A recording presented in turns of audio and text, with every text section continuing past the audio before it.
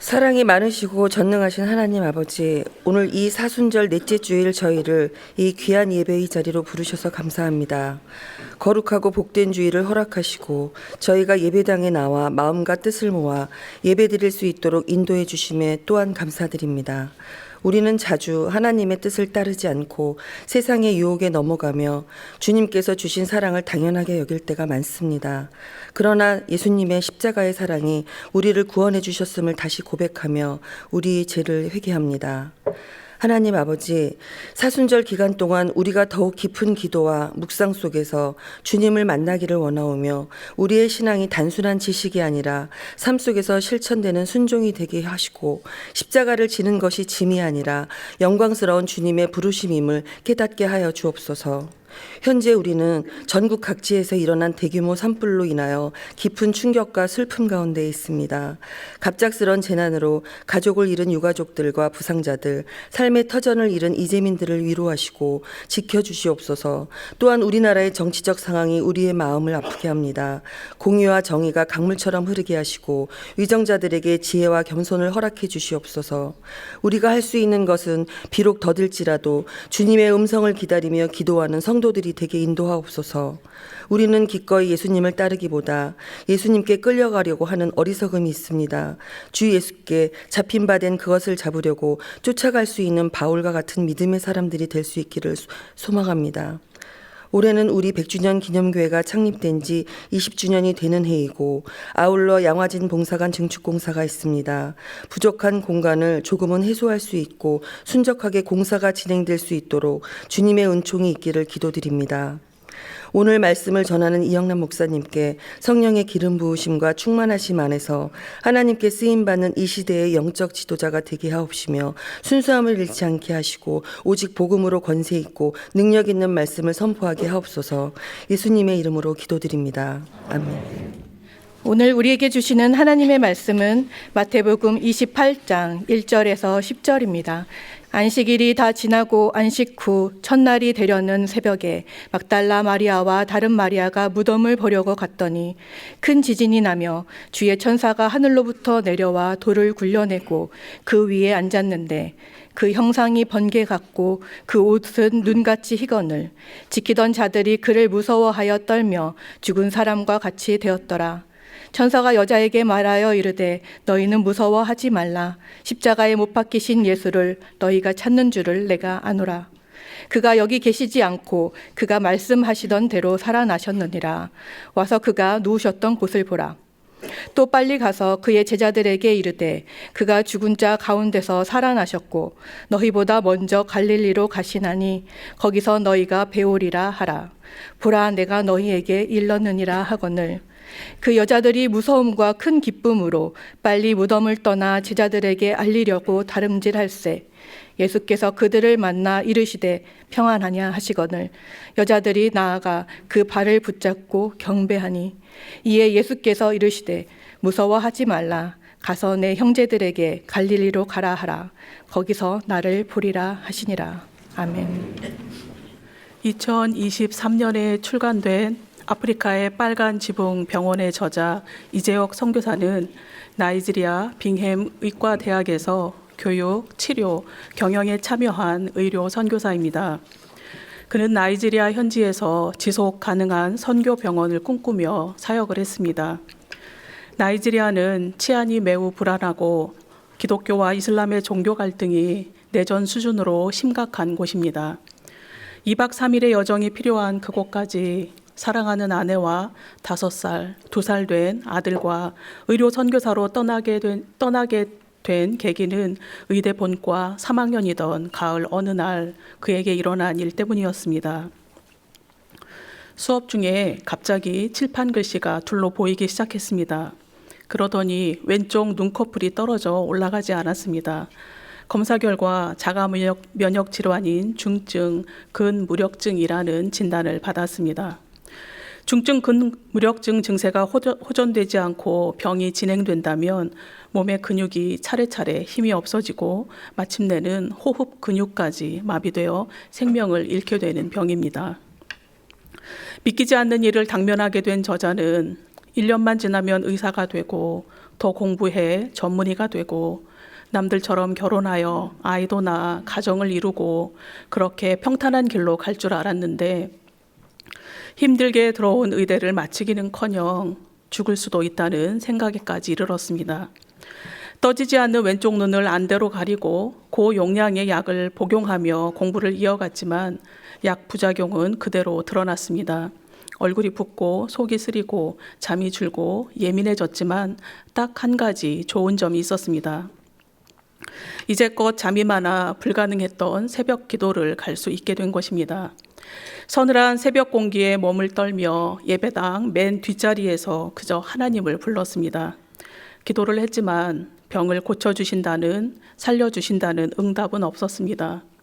응답은 없었지만 기도할수록 뚜렷해지는 생각이 있었습니다. 다음은 아프지 않으면 드리지 못할 기도라는 챕터에 실린 내용입니다. 내가 왜 이런 병에 걸렸을까 하는 원망은 아니었다. 병든 나에게 하나님께서 원하시는 것, 즉 그분의 목적은 무엇일까였다. 내 삶의 시간이 생각보다 길지 않다. 근무력증이 진행되어 내쉰 숨을 들이쉬지 못하면 나는 바로 죽는다.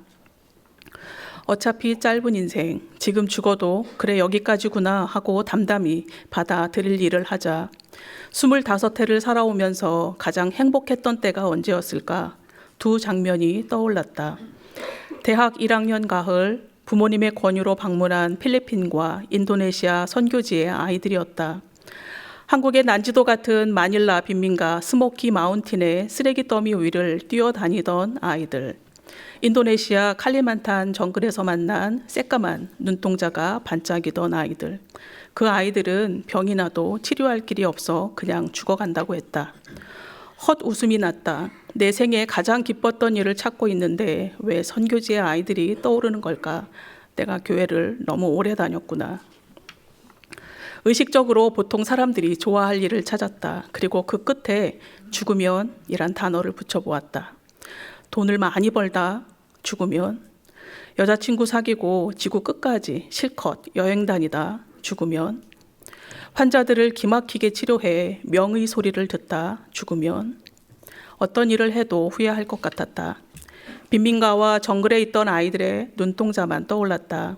그 아이들과 있을 때 얼마나 행복했는지, 열악한 환경 속에서도 그들을 진심으로 돌보는 선교사의 삶이 얼마나 빛나 보였는지 확인했을 뿐이다. 그래, 나의 도움이 필요한 사람들에게 가자. 가난하고 아픈 사람들을 돕자. 이런 일을 하면 갑자기 죽어도 기쁘게 주님께 갈 수 있을 것 같았다. 흑암 속에 가느다란 한 줄기 빛이 비쳤다. 강렬했다. 그날 하나님께 서원하며 자신에게 다짐했다. 그렇게 기도를 드린 이재혁 형제는 치료를 받으며 간신히 의대를 졸업했습니다. 레지던트 3년차 때 매력적인 여성을 만났고 9개월 만에 결혼도 했습니다. 그리고 단기 의료 선교팀에 속해 경험도 쌓고 성경 지식도 넓혀가며 선교사로 나갈 준비를 했습니다. 다니던 병원을 그만두고 선교사 합숙 훈련을 받으며 한 선교 단체에 소속이 되어 나이지리아 선교사로 나갔습니다. 그리고 15년 동안 나이지리아 조스 지역에 사는 사람들과 함께 살아가며 그가 경험한 결코 평범하지 않은 삶을 책에 실었습니다. 책을 읽는 동안 몇 번이나 눈시울이 붉어지며 깊은 감명을 받았습니다. 안전한 곳에서 사역하면서 최선을 다해 달리지 못하고 천천히 걷고 있는 저의 모습이 떠올라 주님께 죄송한 마음이 들어 눈물이 흐르기도 했습니다. 책 속에는 마취 간호사 사오리에 대한 이야기가 실려 있습니다. 사오리는 과묵하고 체격이 듬직한 남자 간호사입니다. 상의할 것이 있다고 찾아온 그의 입에서 자신이 위암이라는 것과 자신을 수술해 줄 수 있느냐는 질문이었습니다. 청척병력 같은 소리에 사오리를 불쌍히 여겨달라고 기도했습니다. 한국의 영상의학과 선생님의 도움으로 사오리의 검사 결과가 나왔는데 최종 진단은 간과 폐까지 전이된 4기 위암이었습니다. 임파선 전이로 인해 담도 확장으로 곧 황달이 예상되는 최악의 상황이었습니다. 진료실에서 만난 사오리에게 입이 떨어지지 않았지만 솔직한 결과를 전해주었습니다. 수술은 도움이 되지 않아요. 항암 치료가 최선인데 이런 경우 평균 생존 기간은 6개월로 봅니다. 라고 전했습니다. 그러자 평안한 얼굴로 사울이가 이렇게 이야기했습니다. 인 키디야 찬자, 사이 라와 마야 찬자. 하우사 부족 속담이에요. 북소리가 바뀌면 춤도 바뀌어야 한다는. 어제 CT 검사를 받고 나서 걱정이 몰려왔어요. 하지만 기도하는 중에 하나님께서 평안을 주셨어요. 하나님은 좋은 분이십니다. 실수하지 않고 실패하지 않은 그분을 나는 믿어요. 내 나이 53, 죽는 것은 괜찮아요. 단지 이렇게 빠를 줄 몰랐어요. 가족이 걱정입니다. 내가 없어도 아이들의 행실이 올바를까요? 집이 없는데 내가 죽은 후에 가족들은 어디서 살아야 할까요? 라고 묻는 말에 저자는 아무 말도 할 수 없었습니다.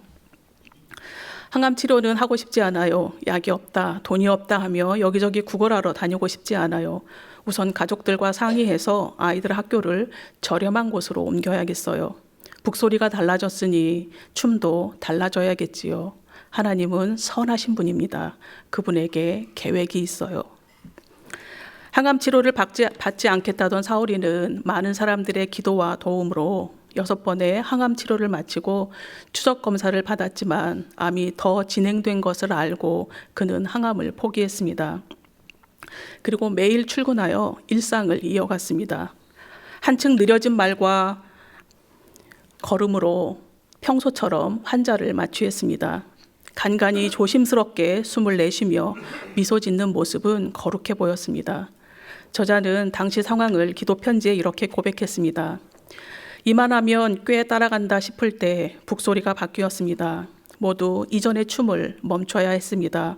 어색한 정적이 흐르고 한 사람 한 사람 새로운 스텝을 딛기 시작합니다. 처음 보는 동작입니다. 저는 어떻게 해야 할지 몰라 낯설게 서 있습니다. 흔들거리는 사람들 사이로 북소리는 더욱 커지고 있습니다. 그리고 글은 이렇게 마무리되고 있습니다. 사울이는 지상에서 추던 춤을 멈추었다. 암을 진단받고 8개월 후 2019년 7월 15일에 주님의 품에 안겼다. 53세였던 사울이는 하나님께서는 선하신 분이며 그분께는 그분의 계획이 있으시기에 그분의 계획에 순종하는 것이 자신이 선택해야 할 일이라는 것을 알았습니다. 그래서 그는 북소리에 맞춰 최선을 다해 춤을 추다가 북소리가 달라지자 잠시 춤을 멈추었고 지금은 하나님의 나라에서 새로운 춤을 다시 추고 있을 것입니다. 전도서 3장 11절의 말씀입니다.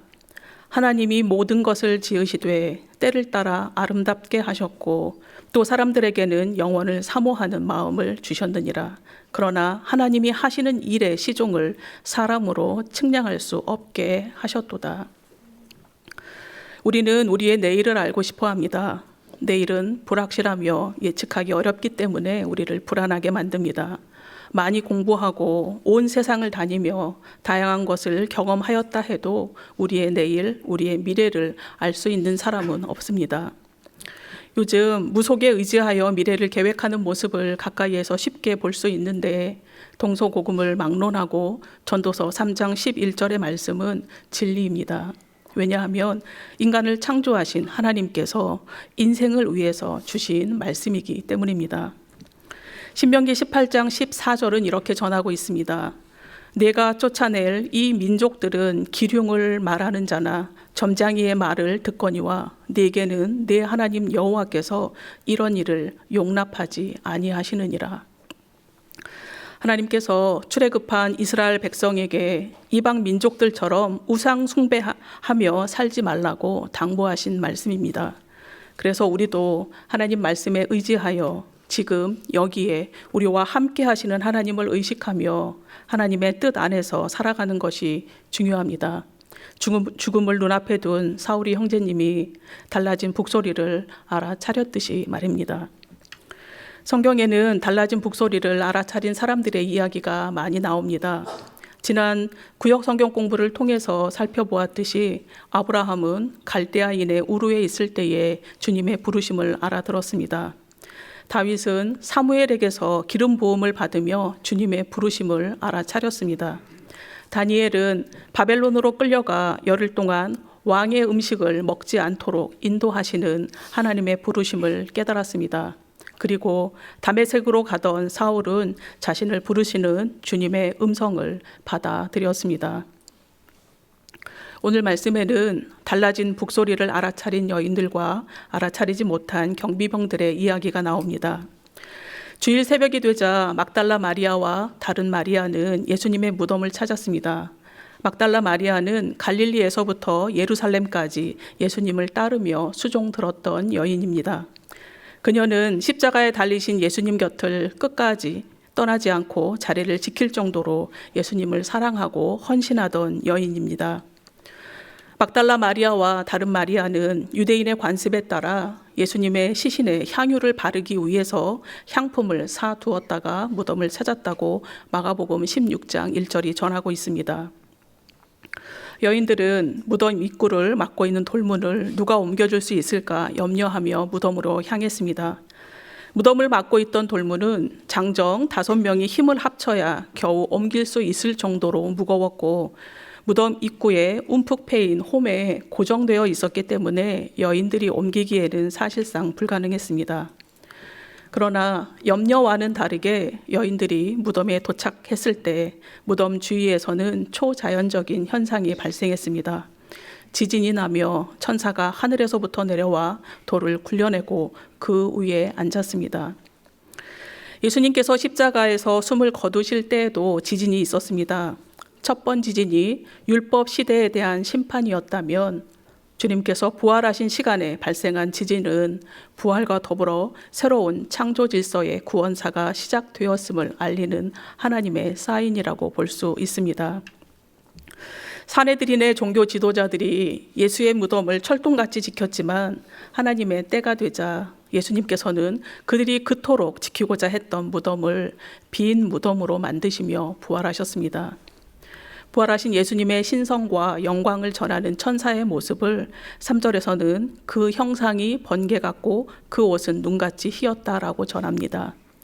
무덤을 지키던 자들이 그 광경을 보고 무서워 떨며 죽은 사람같이 되었다는 표현을 통해서 이 광경은 여인들만 본 것이 아니었습니다. 지진으로 땅이 흔들리고 진동하던 것과 같이 무덤을 지키던 이들은 자신들의 떨리는 몸을 진정시키지 못했습니다. 너무 무서웠던 그들은 넋을 잃었고 마치 죽은 사람처럼 되고 말았습니다. 평생 경험해 보지 못한 무섭고 두려운 광경이었을 것입니다. 사도 요한도 부활하신 주님을 뵐 때에 죽은 사람같이 되었다고 요한계시록에서 고백하고 있습니다. 주님 앞에서 떨지 않고 서 있을 수 있는 사람은 없습니다. 주님의 현존 앞에 우리의 영혼도 떨 수밖에 없습니다. 그런데 주님을 생각할 때에 마음에 떨림이 없다면 내 영이 졸고 있거나 잠자고 있는 것은 아닌지 살펴야 합니다. 예배를 드리며 찬양과 기도를 드릴 때에 성경 말씀을 읽을 때에 마음에 아무런 감동이 없다면 나의 영이 졸고 있다는 증거입니다. 연약한 이웃의 손을 잡아주지 못하고 있다면 잠자는 스스로의 영혼을 당장 깨워야 합니다. 무덤을 지키던 이들도 여인들도 모두 무서워 떨었습니다. 모두가 무서워 떨고 있을 때에 천사는 여인들을 향해서 무서워하지 말라고 전합니다. 본문에는 기록되어 있지 않지만 두려움에 떨고 있는 여인들의 놀란 가슴을 진정시킬 정도로 천사는 부드럽고 다정한 음성으로 십자가에 못 박히신 예수님이 살아나셨다고 전했을 것입니다. 빨리 가서 제자들에게 예수님께서 부활하신 소식과 갈릴리에서 만나자는 메시지를 전하도록 했습니다. 여인들은 천사가 전한 메시지를 가슴에 담고 메시지를 전하기 위해 제자들에게 달려갔습니다. 달려가는 여인들의 발걸음은 무서움과 큰 기쁨이 겹쳐 있었습니다. 바로 전 예수님의 무덤을 찾던 여인들의 발걸음은 슬픔 가득한 발걸음이었습니다. 그러나 이제 제자들을 향해 달려가는 여인들의 발걸음은 충만한 기쁨으로 바뀌었습니다. 아프리카 하우사 부족의 속담처럼 여인들에게 들리던 슬픔의 북소리가 기쁨의 북소리로 변했기 때문입니다. 그러나 동일한 장소에 있었던 다른 한 무리는 죽음이 생명으로 바뀐 광경을 동일하게 목격하고 죽음과도 같은 두려움을 경험했음에도 이전 스텝 그대로였습니다. 그들은 영원한 생명 대신 돈을 선택하며 인류 역사의 가장 어리석은 무리에 속하고 말았습니다. 벅찬 발걸음으로 제자들을 향해 다름질하던 여인들 앞에 죽음을 이기고 부활하신 주님이 나타나셨습니다. 본문 9절 말씀입니다. 예수께서 그들을 만나 이르시되 평안하냐 하시거늘 여자들이 나아가 그 발을 붙잡고 경배하니. 부활하신 주님께서 제일 먼저 만나기로 선택하신 사람은 헤롯 왕이나 총독 빌라도처럼 화려한 이들이 아니었습니다. 대제사장과 바리새인들 같이 영향력 있던 사람들도 아니었습니다. 또한 공생애 내내 가르침을 주셨던 제자들도 아니었습니다. 부활하신 주님께서 제일 먼저 만난 사람은 자신들에게 닥쳐올지 모르는 위험도 고난도 두려워하지 않고 십자가 아래까지 따라가 예수님 곁에 오래도록 머물던 여인들입니다. 당시 여인들은 매우 낮은 지위에서 존중받지 못한 삶을 살았습니다. 유대인에게 딸은 아버지의 재산과도 같았습니다. 잘 키운 딸을 시집 보낼 때에 큰 지참금을 받을 수 있었기 때문입니다. 또한 목초지를 따라 이동하며 율법을 지킬 수 없었던 목자들이 법정 증인이 될 수 없었던 것과 같이 여자도 법정에서 증인이 될 수 없었습니다. 만약 어떤 남자가 범죄를 저지르는 장면을 목격했어도 현장을 목격한 여자의 증언은 아무 효력이 없었습니다. 그래서 당시 유대인 남자들은 이방인이나 여자로 태어나지 않음을 하나님께 감사했다고 합니다. 제자들에게 전할 당부를 천사를 통해 여인들에게 이미 전하셨기 때문에 주님께서 굳이 여인들을 만나지 않으셔도 되는 상황입니다. 그러나 주님께서는 존중받지 못하던 여인들에게 나타나시며 부활의 첫 증인이 되게 하셨습니다. 법정의 증인 자격도 주어지지 않은 여인들에게 부활의 현장에서 보고 듣고 경험한 것을 있는 그대로 증언하는 영광스러운 자격을 허락해 주신 것입니다. 여인들에게 나타나신 주님께서 인사를 건네셨습니다. 평안하냐? 평안하냐는 단어 카이레테는 기뻐하라는 의미의 명령문입니다. 기쁨에는 다양한 종류가 있습니다. 자신이 원하는 바를 성취하게 될 때 누리는 자연적인 기쁨이 있습니다. 그리고 누군가에게 선을 베풀고 느끼게 되는 기쁨도 있습니다. 사랑과 우정 관계에서 오는 기쁨이 있고 업적을 이룬 이후에 얻게 되는 지적인 기쁨도 있습니다. 그러나 모든 기쁨에는 기한이 있습니다. 커다란 기쁨은 대개 3개월 정도 유지된다고 합니다. 그렇지만 사라지지 않고 사그라들지 않고 영원히 지속할 수 있는 기쁨이 있는데 그것은 영적인 기쁨입니다. 사도 바울은 데살로니가전서 5장 16절을 통해서 항상 기뻐하라라고 권면하고 있습니다. 사도 바울이 권면하는 이 기쁨은 성취나 관계에서 오는 기쁨이 아닙니다. 오직 주님께로부터 오는 영적인 기쁨을 의미합니다. 기뻐하라고 건네시는 주님의 인사를 들은 여인들은 주님으로부터 전해지는 부활의 기쁨이 그녀들의 심령을 가득 채우고도 남았을 것입니다. 부활의 기쁨이 여인들 심령에 가득 채워지자 무서움은 사라졌습니다. 기쁨으로 심령이 가득 채워진 여인들은 주님 발 앞에 엎드려 주님의 발을 붙잡았습니다. 발을 붙잡는 행동은 상대방에 대한 절대적인 존경과 경외의 표시입니다. 여인들의 행동은 어떤 위협이나 강요에 의한 피동적인 경배가 아니었습니다. 죽음을 이기신 주님을 만난 놀라움과 신비에 영광을 돌리는 자연스럽고 자발적인 경배였습니다. 경배를 받으신 주님께서 여인들에게 말씀하셨습니다. 오늘 본문 10절입니다. 이에 예수께서 이르시되 무서워하지 말라. 가서 내 형제들에게 갈릴리로 가라 하라. 거기서 나를 보리라 하시니라. 주님은 여인들에게 두려워하지 말고 형제들에게 가서 갈릴리에서 만나자는 전가를 전해달라고 부탁하셨습니다. 그런데 7절에서 천사는 제자들에게 소식을 전하라고 말을 했고 10절에서는 주님께서 내 형제들에게 전하라고 말씀하고 계십니다. 공생애를 시작하시면서 예수님께서 제자들을 부르실 때에 작은 자들아 라고 부르셨습니다. 이것은 어린 자녀들아, 얘들아 또는 소자들아 라는 의미입니다. 그 이후에 십자가를 앞두신 때에는 제자들을 친구들이라고 부르셨습니다. 그리고 부활하신 오늘 본문에 예수님께서는 형제들이라고 부르고 계십니다. 제자들을 향해서 비겁한 배신자라고 타박하지 않으시고 형제라고 부르셨습니다. 주님의 사랑이 비겁한 제자들을 가족으로 받아주시며 주님께서 먼저 관계를 회복시키신 것입니다. 그 관계 회복은 예수 그리스도를 믿는 모든 그리스도인들에게도 적용이 되어서 이 시간 우리도 주님의 가족, 하나님 나라의 시민으로 예배를 드리고 있습니다.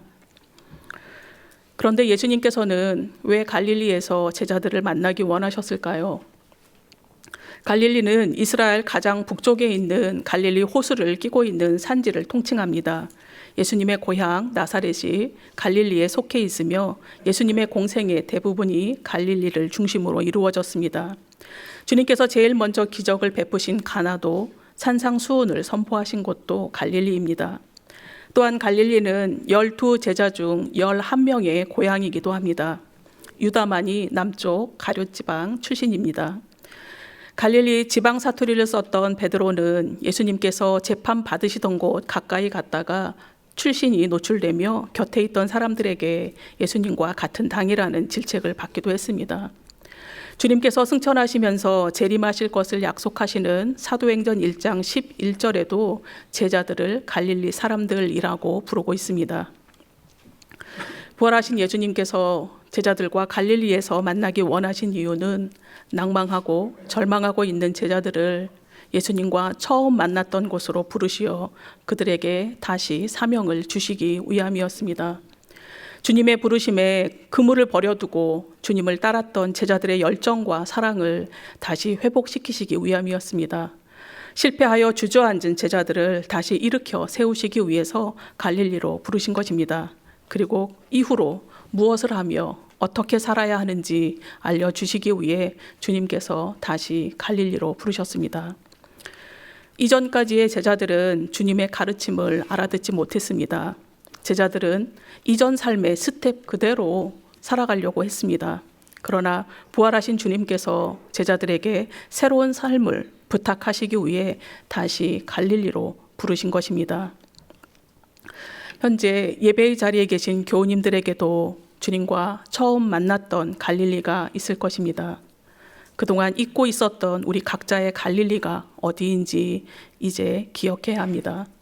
주님과 처음 만나 가슴 벅차게 사랑했던 그곳으로 다시 돌아가야 합니다. 그리고 그곳에서 새롭게 들려지는 달라진 북소리를 알아차려야 합니다. 어제까지의 스텝이 무절제하고 무책임한 스텝이었다면 이제는 책임있고 균형 잡힌 스텝으로 돌아가야 합니다.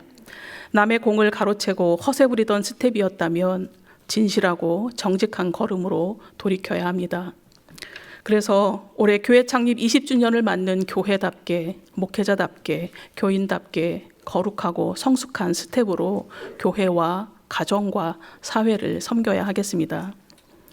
저의 이야기를 잠시 말씀드리겠습니다. 7년 전 전임 목사로 사역하던 제게 교회학교 담임 목사라는 달라진 북소리가 들려왔습니다.